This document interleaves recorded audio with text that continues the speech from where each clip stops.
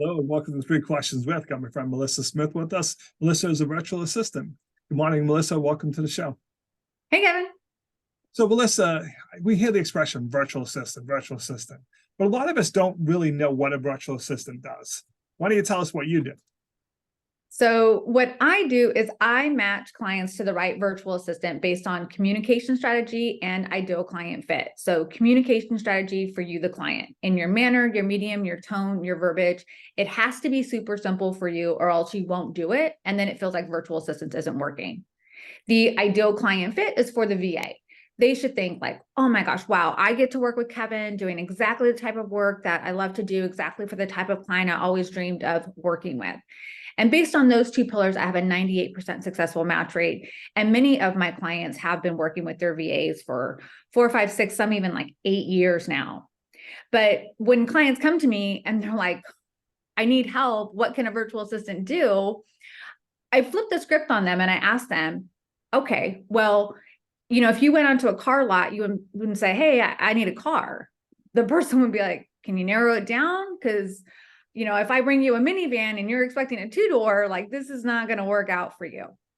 And so the number of things that a virtual assistant can do is great. The possibilities are endless, but it doesn't mean those are things that will have an impact on your business that you need, want, anything like that. So instead of thinking about all the things, you might try narrowing it down and think, if I could just get this one thing off my plate, what would it be? If I had one more hour in the day, what would I do with it? If I could take 1 hour of work, even if it's quarterly, weekly, monthly, like you name it, start there and then think about what that looks like and if a virtual assistant could do that. And the measure of a virtual assistant, whether human or AI, is the ability to anticipate your needs. So there's a difference between hiring a task taker and hiring a virtual assistant, but that's a really great place to start. Well, when you first told me about your business, I chuckled because I see it all the time. A lot of people get to the point where they're like, you know what? I need a virtual assistant. I don't need someone coming to my office 4 days a week or anything. But that's the biggest thing they struggle is who should I hire? Finding the right skill set and getting the right person. Where sometimes, unfortunately, we try to save money and we hire somebody who doesn't have the skill set we need. But it's finding that same thing you said, what do you need them to do? Stuff. Like, no, Melissa, stuff isn't the answer, But again, it makes us pause and say, okay, how would my life be better if I hired someone who had this exact skill set who could do this? So I really like your approach of identifying, let's start with one thing they can do. And what I like, because you can scale this, right? Where I can, okay, Melissa, I need you to do this. Geez, business has grown. Melissa, can you do that too? So you can help them find that someone that's scalable too, right? Absolutely. My clients, like I said, enjoy a very high retention rate because when we hire for a VA, we're thinking about who's going to have the greatest impact now. You want to have that return on your investment, but how are you going to retain this person? Onboarding takes time. Building that relationship takes time. Having that working rhythm takes time. And you don't want someone who, all of a sudden one day they're like, oh, I'm out.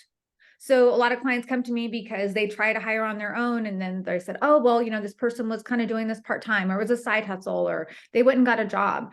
And so the reason I'm able to attract the best talent is because these are career virtual assistants. This is what they do. This is not something that they're, side hustle because they read the latest, article on how to make money as a VA. Like this is what they do. They've been in the business for a while. They know their deal breakers already. They know what they're good at. They know what they like to do. They know what clients they want to work with. So this is really about making sure that we're starting with great candidates, which a lot of clients don't know how to start with. But, not getting bogged down in more antiquated terms. So when clients think of hiring, they think of full-time or part-time, 40 hours or 20 hours. And most are really relieved when they find out that the average client hires a VA 5 to 10 hours a week. You can retain a VA for as little as 10 hours a month. You can hire VAs for project-only items. And that frees up so much time because businesses have ebbs and flows. You may be saying, I'm not looking to have my business explode, but I do need some help. I'm not wanting to, crush it and build this empire. I'm really happy with where I am. I just don't want to do these things anymore. That's totally fine. And there's a VA out there for you. But if you are going to say, I'm looking to crush it, I'm looking to 7X this year, I'm looking to expand and build, and I want to do this, there's a VA for you as well. I like your comments about communication style, because that's another thing I see people struggle with, where I just want to text you and expect you to understand what my text message said, and have other people, no, Melissa, I want to have a call a week with you, explain to you in detail what I want you to do. Communication style is huge, correct? It is. And most people kind of gloss over this because they think, well, they can do it, they can understand it. But there's so much that goes into the nuances of the way that we communicate. And it shows up the most when there's this like headbutting and you're both saying the same thing. That's actually the worst kind of communication, when you're both saying the same thing and you're still arguing about the same thing. That's how you know it's really wrong. And, you may say, I'm a person who's a little bit sarcastic. I'm a person who is straight and to the point, and some people think I'm really curt or rude.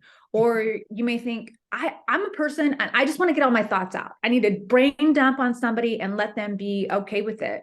I've had clients that say, hey, I don't need someone who's going to be offended every time I use the F word. Like, can you, is there someone for me out there?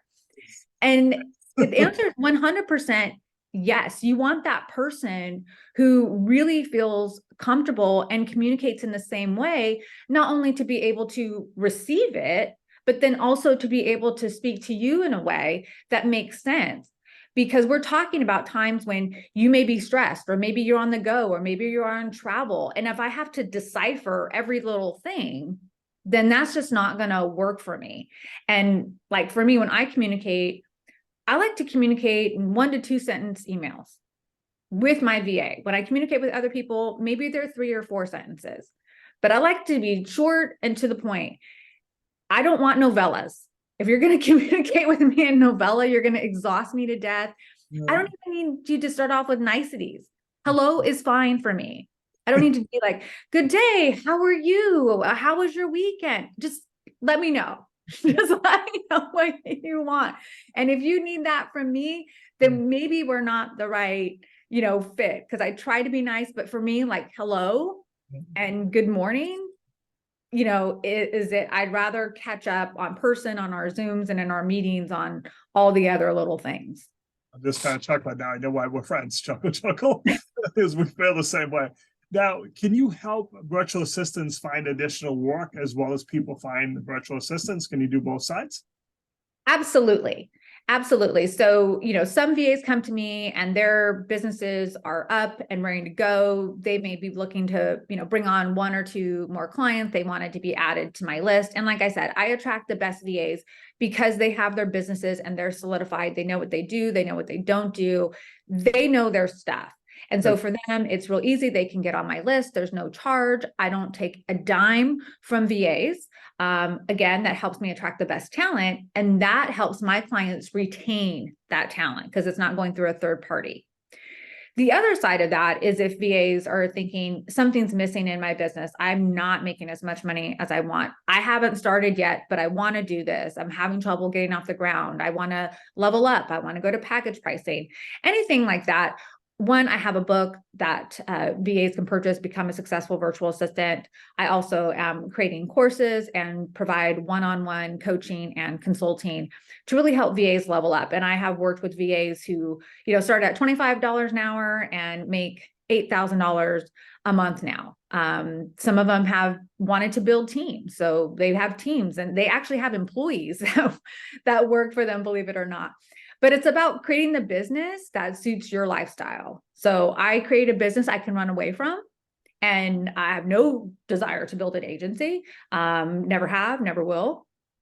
And that works for me. But, my dream is not everybody's dream. So I'm just here to make sure that whatever your dream is, your vision is to create the business of your dreams. Most VAs, the number one reason that become a VA is for freedom and flexibility. So helping someone achieve that is my greatest goal. Listen, what's the best way for people to reach out to you? How can they learn more? So email is my preferred method of communication. So melissa@thepva.com. I live on LinkedIn, so you can find me there, Melissa Smith, the PVA. And you can also visit my website if you like, thepva.com. Melissa, I appreciate you taking a few minutes to call on the show. And as always, thanks for being my friend. Awesome, Kevin. Thanks.